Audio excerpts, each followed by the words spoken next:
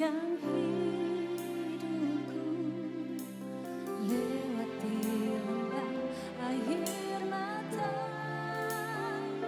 ku saksikan kemuliaan-Mu dinyatakan. Berapapun harga yang harus ku bayar, ku kan tetap setia melayani, mengasihi-Mu, mengiring-Mu seumur hidupku. Janji-Mu kan tetap ku pegang teguh, sampai ku dapat mahkota kehidupan. Mari sama-sama nyanyikan pujian. Takkan pernah ku sesali mengiring Yesus sepanjang hidupku, lewati lembah air mata, ku saksikan kemuliaan-Mu dinyatakan. Berapapun harga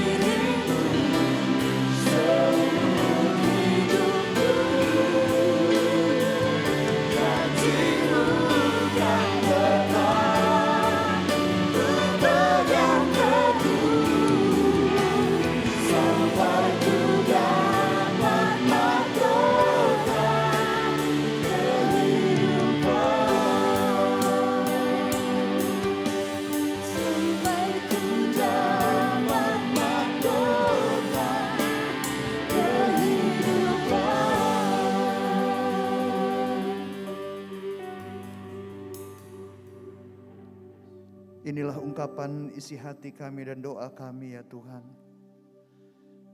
Bersyukur jika Tuhan memberikan kami kesempatan untuk dapat melayani. Dan kami percaya akan setiap janji-Mu ya Tuhan. Orang yang sungguh-sungguh dengan Tuhan tidak pernah dikecewakan. Terima kasih Roh Kudus untuk kehadiran-Mu di tengah-tengah kami. Karena kami percaya di mana ada Roh Allah, di situ ada kemerdekaan. Urapi hamba-Mu, urapi kami semua Tuhan. Berikan kami roh hikmat, wahyu dan pengertian. Supaya kami dapat mengerti apa yang Tuhan inginkan supaya kami lakukan di dalam pelayanan ini. Sehingga hidup kami berkenan di hati Tuhan. Terima kasih Bapa yang baik, kami bersyukur. Di dalam nama-Mu Tuhan Yesus Kristus kami berdoa. Mari yang percaya dan mencintai Tuhan, kita katakan bersama-sama. Amin. Kita berikan tepuk tangan buat Tuhan Yesus yang baik. Thank you Grow. Kita semua diberkati, boleh berikan tepuk tangan untuk Grow yang telah membawa kita untuk masuk dalam hadirat Tuhan. Senang sekali kita bisa bertemu kembali dan beribadah bersama-sama kepada Tuhan. Ya, hari-hari ini kita harus lebih lagi mengingat selalu akan Tuhan. Jadi bagi keluarga saudara yang belum beribadah, nanti dikirim aja WhatsApp, ya dikasih message-nya. Kasih tahu dorang, Gunung Soputan, Gunung Kelabat. Ingatlah Tuhan sebelum terlambat gitu ya. Yuk kita berikan tepuk tangan buat Tuhan Yesus yang baik. Hari ini saya ingin berbagi kepada saudara tentang satu topik yaitu servant, pelayan. Minggu lalu kita sudah belajar tentang calling, yaitu panggilan Tuhan untuk memperluas kerajaan Allah. Memperluas kerajaan Allah artinya kita hidup di dalam kebenaran firman Tuhan yang disertai dengan damai sejahtera dan sukacita oleh Roh Kudus. Hari ini kita akan lanjutkan lagi dengan belajar bagaimana kita taking dominion. How to-nya, bagaimana kita mengambil alih kekuasaan. Di mana kita dalam hidup kita bersama dengan Tuhan menyingkirkan kegelapan yang telah membuat keluarga kita, teman kita, manusia tersesat. Terikat dosa dan membebaskan mereka dari keterikatan akan keduniawian. Kerajaan Allah mempunyai cara yang berbeda dengan kerajaan dunia. Kalau kerajaan dunia untuk mengambil alih kekuasaan itu dengan kekerasan, dengan politik adu domba, dengan politik identitas. Itu cara dunia. Jadi cara kita harus berbeda dengan cara dunia. Paradigma kita harus paradigma kingdom. Paradigma baru adalah paradigma kerajaan. Nah, pertanyaannya sekarang caranya bagaimana untuk menegakkan kerajaan Allah? So, mari kita ikuti teladan dari Tuhan Yesus. Apa yang Yesus lakukan untuk menegakkan kerajaan Allah di dunia ini ketika dia ada di dunia? Dia melayani. 1 Yohanes 2 ayat yang ke-6 dikatakan barang siapa mengatakan bahwa ia ada dalam dia, ia wajib hidup sama seperti Kristus telah hidup. Perhatikan kata wajib. Kalau Tuhan sudah perintahkan, Tuhan sudah katakan wajib. Dan ketika kita lakukan dengan sungguh-sungguh, dengan taat, dengan setia, dengan sukacita, maka kita pasti diberkati. Dan kita bisa sampai kepada tujuan, hidup kekal di surga. Amin. Kita berikan tepuk tangan buat Tuhan Yesus yang baik. Tapi kalau kita sudah tahu dan kita sengaja tidak mau lakukan, kita menolak perintah Tuhan, tentu ada konsekuensinya. Nah, oleh karena itu, apa yang Yesus lakukan untuk memperluas kerajaan Allah? Sehingga lewat pelayanannya, lewat kehidupannya, yang sakit disembuhkan, yang terikat dosa dibebaskan, bahkan setiap lutut bertelut dan lidah mengaku bahwa Yesus Kristus adalah Tuhan. Yang Yesus lakukan tadi seperti saya katakan, Tuhan Yesus itu melayani. Saudara, dalam pandangan dunia, orang yang memerintah dan orang yang menjalankan kuasa dipandang sebagai orang besar. Boleh di next slide. Yesus itu melayani. Orang yang bisa memberikan pengaruh hanya orang-orang yang punya kekuasaan. Hanya orang-orang yang punya jabatan tinggi, dia bisa memberikan pengaruh. Hanya orang-orang yang punya kekayaan banyak, dia bisa punya suara. Itu dunia. Makanya di dalam keluarga, di dalam di perusahaan juga. Kalau orang yang punya jabatan tinggi, orang yang punya kekayaan besar, wah udah deh. Ikutin apa kata dia. Udah nurut aja. Sekalipun mungkin perkataannya, ajakannya itu melanggar hukum, melanggar firman Tuhan. Tapi itulah cara dunia. Begitu juga gereja saudara yang memiliki paradigma dunia. Dia akan membeda-bedakan antara jemaat yang kaya, yang jabatan tinggi dengan jemaat yang sederhana. Cara memperlakukannya berbeda. Kalau untuk yang jemaat yang kaya, punya jabatan tinggi di kotanya, di bangsanya, wah diperlakukan dengan excellent. Tapi yang sederhana, diabaikan. Itu cara dunia. Tetapi Tuhan Yesus mengatakan bahwa dalam kerajaan Allah yang namanya kebesaran dan pengaruh itu tidak diukur dengan kekuasaan kita atas orang lain. Tapi justru dengan memberikan diri kita untuk melayani. Nah, oleh karena itu seorang murid Kristus cirinya akan hidup sama seperti Kristus telah hidup. Itu ciri murid Kristus. Matius 20 ayat 28. Firman Tuhan katakan sama seperti anak manusia datang bukan untuk dilayani. Melainkan untuk melayani. Dan untuk memberikan nyawanya menjadi tebusan bagi banyak orang. Saudara, Tuhan Yesus sampai menyerahkan nyawanya sebagai tebusan. Artinya suatu harga yang dibayar untuk memperoleh kebebasan seseorang. Kita gak perlu untuk menyerahkan nyawa kita mati untuk orang lain. Gak perlu seperti itu. Tapi mau gak seperti tadi yang kita nyanyikan sama-sama. Berkorban. Korban waktu, korban tenaga. Kadang korban perasaan juga. Ya kan? Nah, hal yang perlu kita ingat bagi murid Kristus bahwa melayani itu adalah nyawanya orang Kristen. Selama nafas masih ada di kandung badan, dimanapun kita berada, kita tetap melayani. Melayani keluarga, melayani di sekolah, mendoakan orang yang lagi punya masalah mungkin. Atau menolong orang yang sedang terbeban berat di kantor kita. Di masyarakat, di komunitas, juga di gereja. Nah, agar pelayanan kita bisa memberikan dampak, maka kita akan belajar dari Tuhan Yesus hari ini. Hal pertama yang harus ada pada kita adalah serahkan. Mengasihi Tuhan akan membuat kita mau menyerahkan. Serahkan seluruh kehidupan kita, semua aspek kehidupan kita.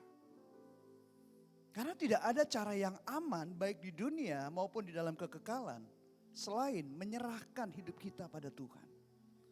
Amin. Kan hidup kita bukan milik kita lagi. Hidup kita adalah miliknya Tuhan. Kita sudah ditebus dengan harga yang mahal. Jadi berserah itu adalah cara yang paling aman. Dan berserah itu bukan artinya pasif, saudara. Berserah itu bukan artinya kita tidak berbuat apa-apa, enggak. Berserah kepada Tuhan artinya setuju sama Tuhan. Sepakat sama Tuhan. Yes Tuhan, aku mau. Aku setuju sama Tuhan. Karena hidup kita bukan milik kita lagi, men. Hidup kita adalah miliknya Dia.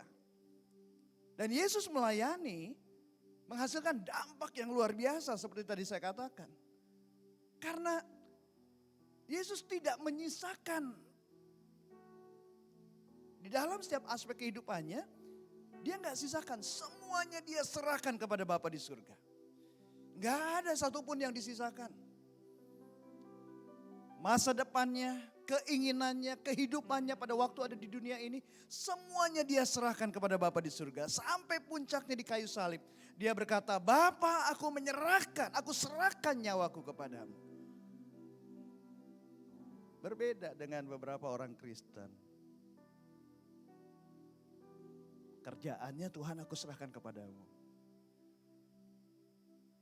Pelayanannya di gereja Tuhan aku juga serahkan kepadamu. Tuhan bicara deh sama Pak Gembala. Apa yang dikatakan oleh Pak Gembala saya turutin. Tapi soal alkohol, soal pornografi, soal judi, oh jangan Tuhan. Masih mau menikmati itu. Makanya hidupnya enggak berubah, enggak memberikan dampak apa-apa. Hati-hati saudara. Alkitab katakan banyak orang mengira jalannya lurus, tapi ujungnya maut. Nah demikian juga kita yang rindu pelayanan kita berdampak di dalam kehidupan seseorang atau dalam kehidupan orang banyak. Maka kita harus mengikuti teladan Tuhan Yesus, berserah total kepada Tuhan. Yesus berkata di dalam Yohanes 4 ayat 34 di versi BIMK. Yesus berkata, makananku adalah mengikuti kemauan Dia yang mengutus aku. Dan apa? Menyelesaikan pekerjaan yang diserahkannya kepadaku. Jadi saudara ini dahsyat, ini clear banget. Bahwa Tuhan memberikan perumpamaan, melakukan kehendak Bapa itu seperti makanan kan. Kita manusia butuh makan, gak makan mati kita. Ya kan gitu. Nah begitu juga saudara, pada waktu kita melakukan kehendak Tuhan, itu adalah makanan yang sehat buat roh, jiwa, dan tubuh kita. Itu makanan yang sehat. Dan kita pasti sehat, roh kita, jiwa kita, tubuh kita pasti sehat. Tapi sebaliknya waktu kita melakukan kehendak kedagingan kita, bukan mengikuti pimpinan Roh Kudus tapi hidup dipimpin oleh kedagingan kita, hawa nafsu kita, maka sama dengan kita mengkonsumsi makanan yang tidak sehat. Akibatnya kena penyakit. Rohnya jadi lemah. Jiwanya jadi insecure. Ya, stres sampai depresi. Sedih saya melihat ada pendeta juga sampai mengkonsumsi obat penenang. Karena depresi. Padahal Yesus bilang damai sejahtera yang kuberikan kepadamu gak sama dengan dunia. Iya kan? Ada damai sejahtera, masih ada sukacita. Bukan berarti kita kebal penyakit, tapi itu tadi kalau kita melakukan kehendak Tuhan pasti sehat. Kalau enggak sebaliknya, kena masalah mental health. Kalau di Jakarta anak selatan ngomong tuh dikit-dikit mental health, overthinking katanya. Akhirnya jadi punya toxic relationship. Wah gitu anak selatan begitu. Nah saudara, saya bicara begini karena saya juga berkali-kali saya mengalami stres berlebihan. Bahkan saya sampai kena penyakit yang serius. Penyebabnya adalah bukan karena orang lain, bukan. Tapi sebetulnya karena saya memilih untuk melakukan kehendak kedagingan saya sendiri. Makanya saya sempat mengalami kondisi di mana mental dan fisik saya jadi gak sehat. Yang mau serahkan hidup kepada Tuhan boleh lambaikan tangan saudara. Puji Tuhan.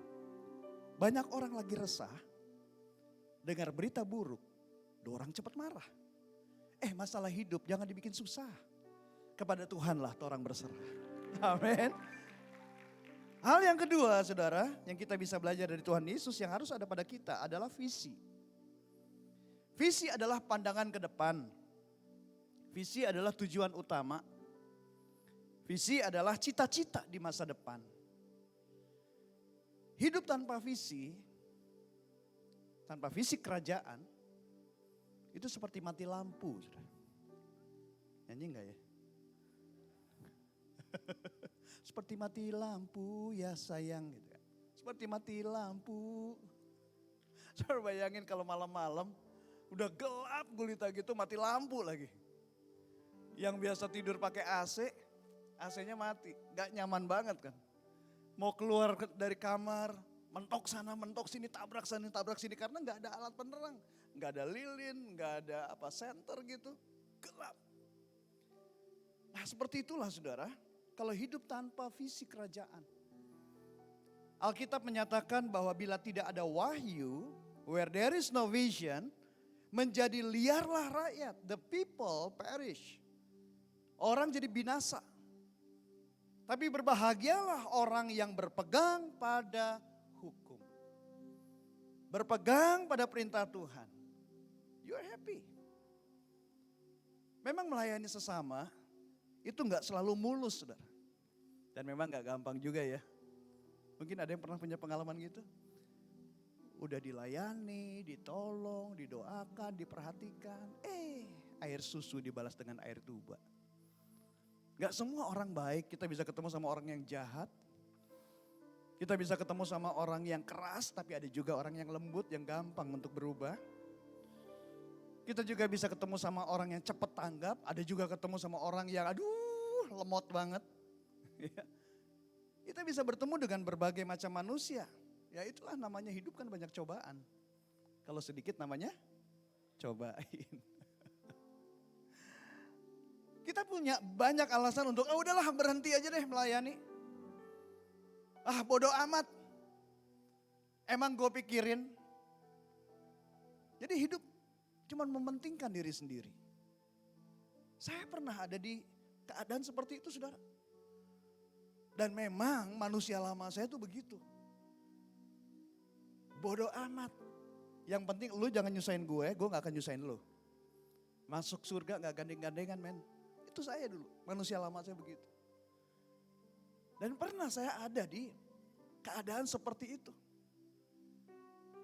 Sampai satu hari Roh Kudus mengajar saya. Kalau Yesus ngalamin seperti itu, seperti yang kamu alamin, kira-kira apa yang dia lakukan? Apa yang Yesus lakukan? Dia berbuat baik, disakitin. Apa Yesus langsung maki-maki itu orang? Kurang ajar lu. Gak punya perasaan. Pakai otak. Apa Yesus gitu? Banting pintu. Tendang meja misalnya begitu. Gak terima dia diperlakukan dengan tidak adil. Apa gitu Yesus? Roh Kudus ajar. Pandang Yesus. Kenapa Yesus bisa meresponi dengan benar? Dan dia tetap terus melayani. Bahkan sampai di kayu salib, Yesus berkata kepada Bapa di surga, Bapa, ampunilah mereka sebab mereka tidak tahu apa yang mereka lakukan. Dia gak berkata, Bapa kirim petir, bakar mereka. Enggak. Karena Yesus memiliki visi kerajaan. Anak manusia datang bukan untuk dilayani, melainkan untuk melayani. Dan untuk memberikan nyawanya menjadi tebusan bagi banyak orang. Sehingga setiap orang yang percaya kepadanya tidak binasa, melainkan beroleh hidup yang kekal. Yes. Saya bertobat tahun 97. Dan sejak saya ikut SOM, dulu namanya SOM ya, belum KOM. Makanya yang lama, yang SOM-SOM itu banyak yang SOMSE. No, just kidding.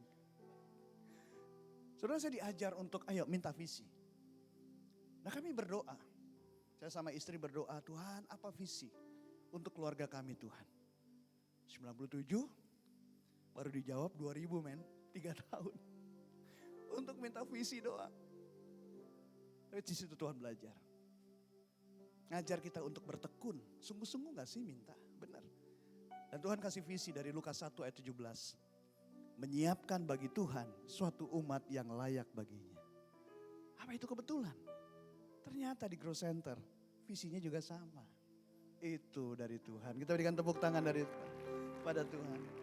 Jadi bagi saudara yang belum memiliki visi kerajaan dalam melayani, minta dia sama Tuhan. Tuhan Yesus berkata, akulah terang dunia. Barang siapa mengikut aku, ia tidak akan berjalan dalam kegelapan. Melainkan ia akan mempunyai terang hidup. So, jadi percayalah, ada visi, ada provisi. Ada pewahyuan, ada kekuatan. Makan kue sus, makan ketan. Di dalam Yesus ada kekuatan. Kita berikan tepuk tangan bagi dia.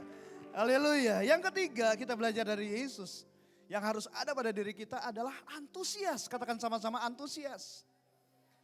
Saudara, melayani dengan antusias membuat hidup kita tidak bias. Melainkan kepercayaannya diperluas. Yesus melayani dengan antusias, sangat antusias. Seperti dia menceritakan tentang bagaimana antusiasnya Allah Bapa lewat perumpamaan domba yang hilang. Di mana domba yang hilang itu menggambarkan hidup manusia yang tersesat. Yesus bercerita ada seorang mempunyai seekor domba. 100 ekor domba. Dan seekor di antaranya sesat. Yesus bilang, tidakkah ia akan meninggalkan yang 99 ekor di pegunungan dan pergi mencari. Jadi yang 99 ini adalah gambaran orang-orang yang cinta Tuhan, takut akan Tuhan, suka beribadah persis seperti saudara. Ya saudara, ini 99, digambarkan 99 ekor domba ini.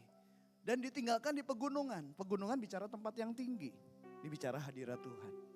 Jadi yang 99 ini adalah orang-orang yang selalu berada dalam hadirat Tuhan. Tapi yang satu ini tersesat. Nah, si gembala ini dia pergi dikatakan. Dia perginya bukan ngomel-ngomel. Dia perginya bukan dalam keadaan kesal. Aduh, ini orang benar-benar dia bikin kesal gua. Ini gara-gara begini lead pastor ini nanyain saya. Dia bikin pusing nih orang gitu. Enggak gitu saudara. Buktinya waktu dia menemukan yang tersesat itu, Yesus bilang, sesungguhnya jika ia berhasil menemukannya, lebih besar kegembiraannya atas yang seekor itu daripada atas yang ke-99 ekor yang tidak sesat. Lebih besar kegembiraannya. Jadi waktu ketemu sama yang sesat ini, ketemu sama orang yang terhilang ini, gak dimaki-maki orangnya. Lu tuh ya keras kepala. Saya udah bilang apa? Taat, bebal kamu. Enggak diomel-omelin. Tapi dia begitu gembira. Yesus bilang demikian juga Bapa yang di surga. Dia tidak menghendaki seorang pun dari anak-anak ini hilang. Kita berikan tepuk tangan buat Bapa di surga. Dan itulah gambaran hati Yesus yang begitu antusias dalam melayani. Termasuk melayani yang terhilang, yang tersesat. Saudara ingat tuh, Yesus melayani Petrus yang pernah menyangkal Yesus. Apa yang membuat Petrus dipulihkan? Karena Yesus melayani dengan antusias. Rasul Paulus melayani dengan antusias. Makanya kepercayaannya diperluas. Dari seorang penganiaya jemaat. Tapi dipercaya sama Tuhan. Kapasitasnya untuk menulis surat paling banyak di dalam perjanjian baru. Sangat produktif. Dia diperluas juga pelayanannya, dipakai sama Tuhan untuk melakukan banyak mujizat. Karena itu menurut saya pantaslah dorang dipakai Tuhan untuk menulis ayat yang berbicara tentang antusias ini. Kolose 3 ayat 23, 24. Kolose 3 ayat 23, 24, apapun juga yang kamu perbuat, perbuatlah dengan segenap hatimu. Melayani jangan setengah hati, apalagi gak punya hati. Segenap hati seperti apa? Untuk Tuhan, bukan untuk manusia. Kamu tahu bahwa dari Tuhanlah kamu akan menerima apa? Bagian yang ditentukan bagimu sebagai upah. Kristus adalah Tuhan dan kamu hambanya. Saudara, ketika kita melayani Tuhan dengan segenap hati, memberikan yang terbaik seperti untuk Tuhan. Seperti Tuhan juga sudah memberikan yang terbaik buat kita. Maka kita akan memperoleh upah dari Tuhan. Nah, salah satu upah yang Tuhan berikan adalah antusiasme. Antusias dalam bahasa Inggris adalah enthusiasm.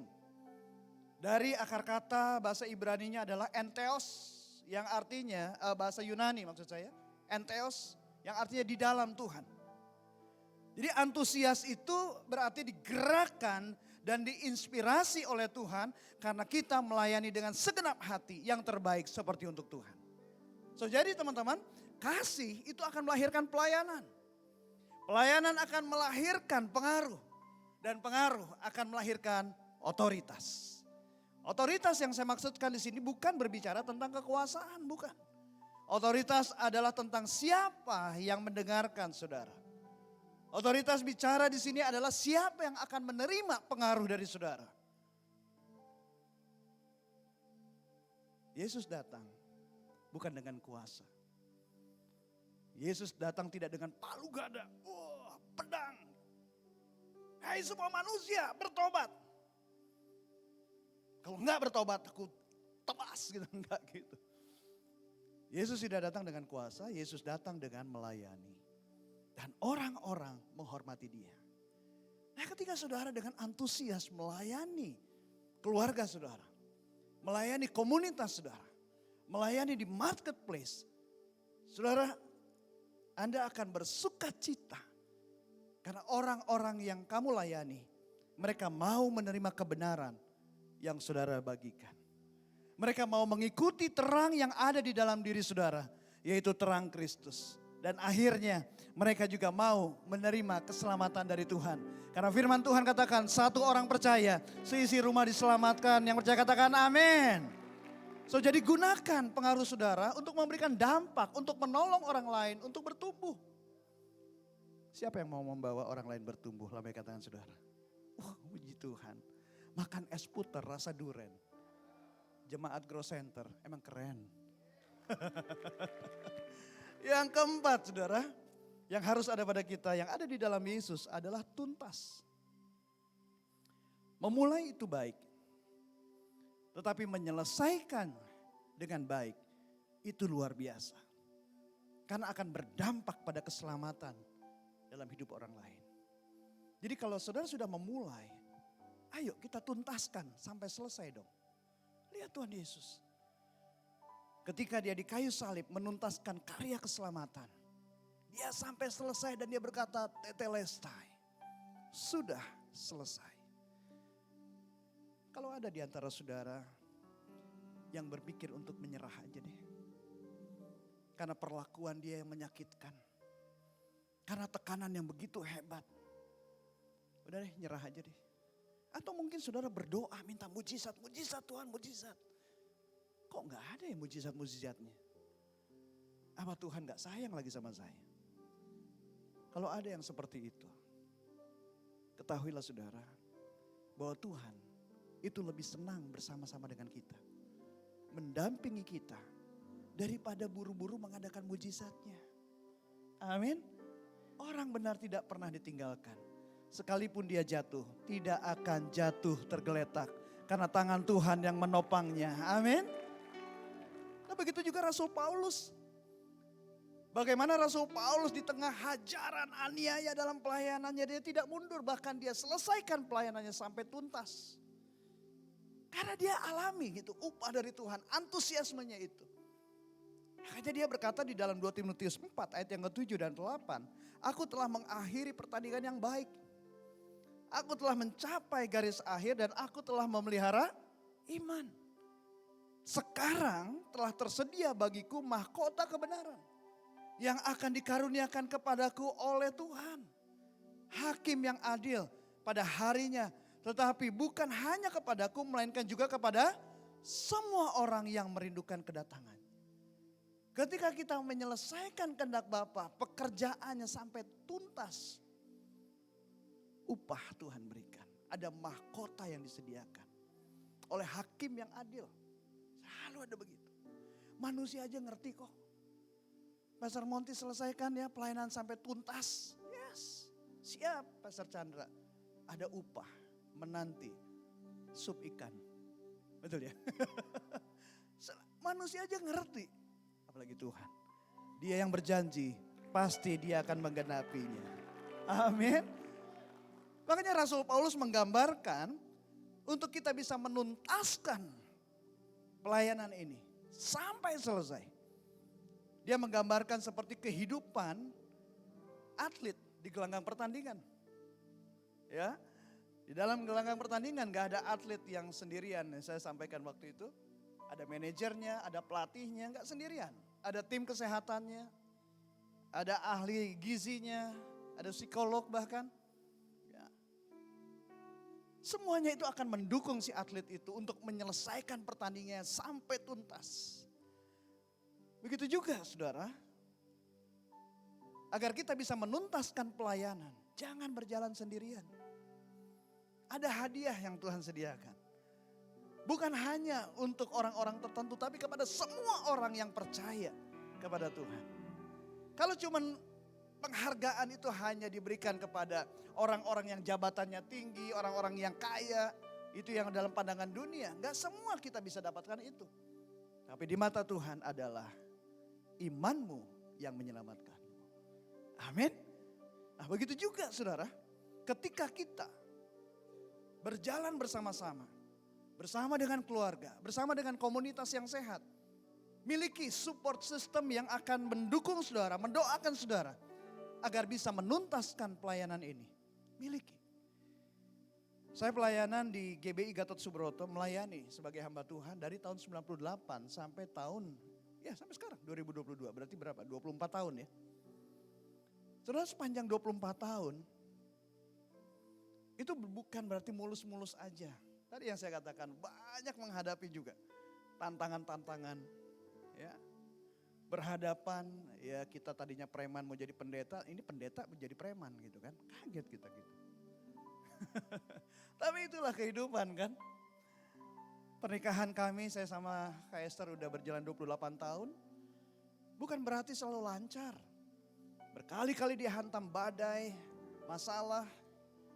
Kalau mau dicari alasan untuk mundur, udah deh gak usah terusin, bisa. Bisa. Tapi apa yang membuat saya bisa terus melayani sampai hari ini? Pertama adalah karena kasih karunia. Kasih karunia Tuhan. Yang kedua, karena punya keluarga. Punya komunitas sebagai support system saya. Yang mendukung dan mendoakan saya. Dan terus belajar. Terus belajar untuk bisa melayani dengan lebih baik lagi dari kemarin. But remember guys, knowledge is not power until it is applied. Ya, kita belajar boleh, dapat pengetahuan, dapat knowledge. Tapi kalau nggak dipakai apa-apa, iman tanpa perbuatan pada hakikatnya adalah mati. Oh Pastor, kita doa, kita mengharapkan mujizat, nggak salah. Doa dan mujizat itu tidak menyampingkan kewajiban kita sebagai orang percaya.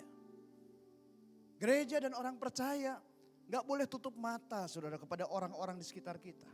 Banyak yang terhilang, banyak yang terikat dosa, banyak mengalami penderitaan. Kita nggak bisa tinggal diam. Rasul Paulus berkata di dalam Galatia 6 ayat yang kedua, bertolong-tolonganlah menanggung bebanmu, demikianlah kamu memenuhi hukum Kristus. Saya percaya saudara, ketika gereja dan orang percaya mau memenuhi hukum Kristus, maka amanat agung bisa dituntaskan. Kesimpulannya, agar kita bisa taking dominion, menegakkan kerajaan Allah dimanapun kita berada, termasuk di 7 gunung, kita harus melayani. Siap melayani? Yang siap melayani lambaikan tangan saudara sampai tuntas ya. Beli cap tikus di desa Tonde.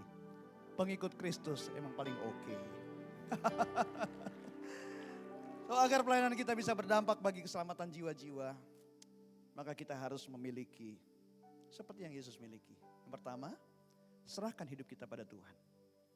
Yang kedua, miliki visi kerajaan.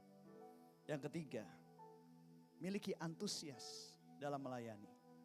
Dan yang keempat, tuntaskan pelayanan kita sampai selesai. Disingkat apa? Servant. Yuk bangkit berdiri sama-sama. Tuhan memanggil kita untuk melayani, agar kerajaan Allah ditegakkan. Kita melihat hari-hari ini kejahatan terjadi di mana-mana. Tapi ketahuilah bahwa kejahatan di satu kota, kejahatan di satu bangsa, bukan karena banyaknya penjahat. Tapi karena banyaknya orang benar, gak bikin apa-apa. Oleh karena itu ayo, jadi pemain, jangan jadi penonton. Jadilah murid. Jangan hanya puas menjadi anggota gereja.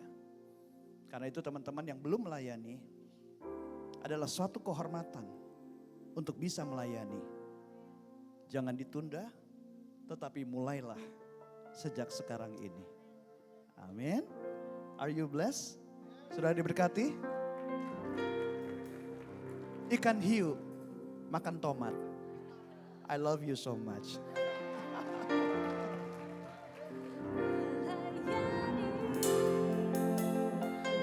Mengasihimu, mengiringimu seumur hidupku. Janjimu kan tetap, ku pegang teguh sampai ku dapat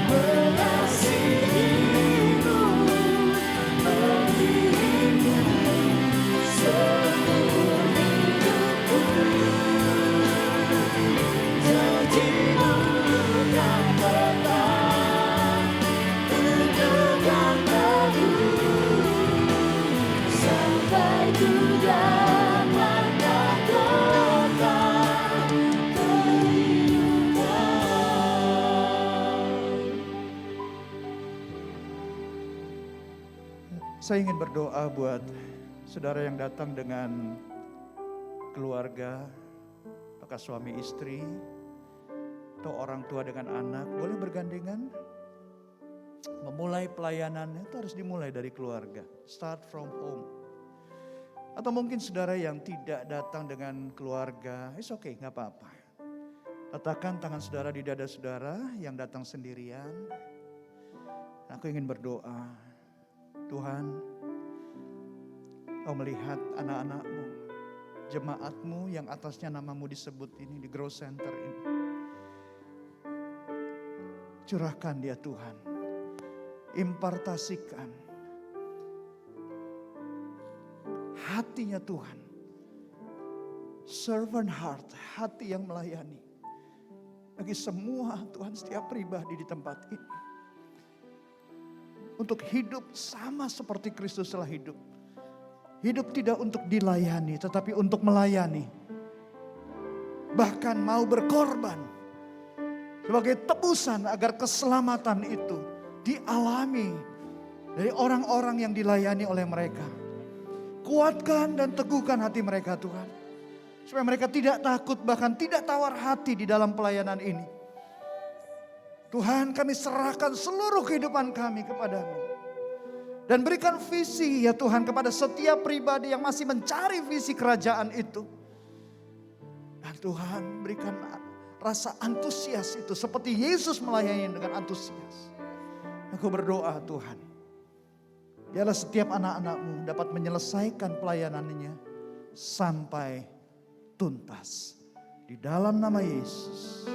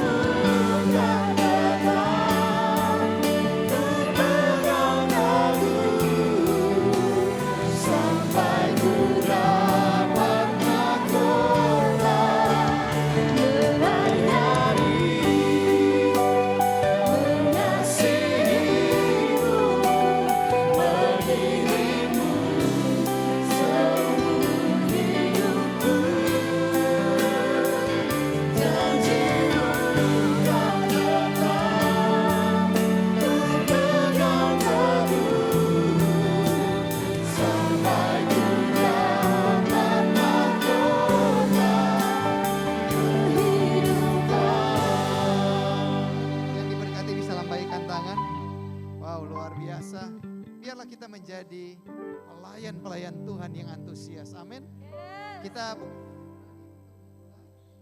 Tapi kita berani untuk menyelesaikan. Amin. Dan sebagai keluarga, sebagai gembala di tempat ini, Pastor ingin menyapa buat Bapak Ibu sekalian yang baru pertama kali beribadah, buat Ibu Siska, Ibu Marsila, Adik Leoni, bahkan Bapak Ketut, selamat datang, welcome home. Biarlah sesudah ibadah ini jangan dulu cepat-cepat pulang. Kami ingin kenal, kami ingin kita saling kenal sehingga kita bisa bertumbuh di rumah ini. Amin. Dan untuk Pastor Monty, sekali lagi terima kasih Pastor Monty. Selama 1 minggu Pastor Monty ada di Manado. Jadi berkat yang luar biasa dan besok pagi Pastor Monty akan kembali ke Jakarta. Mari kita angkat tangan, kita akan berdoa buat Pastor Monty. Bapak, sekali lagi kami mengucap syukur buat hamba-Mu. Terima kasih buat Pastor Monty. Terima kasih buat seorang saudara, seorang kakak Tuhan. Yang Tuhan kirim ke tempat ini untuk berbicara apa yang menjadi isi hati Tuhan. Emas dan perak tidak ada pada kami. Tapi di dalam nama Tuhan Yesus. Biar kiranya kasih, damai sejahtera, sukacita, pengharapan yang daripada Tuhan. Senantiasa menjadi bagian Pastor Monty. Engkau mengembalikan pengurapan yang baru. Kekuatan kesehatan menjadi bagian hamba-Mu, dimanapun Tuhan mengutus hamba-Mu untuk pergi, menyatakan kasih dan kemuliaan Tuhan. Berkati Pastor Monty secara pribadi, keluarga, begitu juga dengan Pastor Esther, keluarga besar, pelayanannya. Bahkan kalau besok Tuhan akan kembali ke Jakarta, kami berdoa di dalam nama Tuhan Yesus.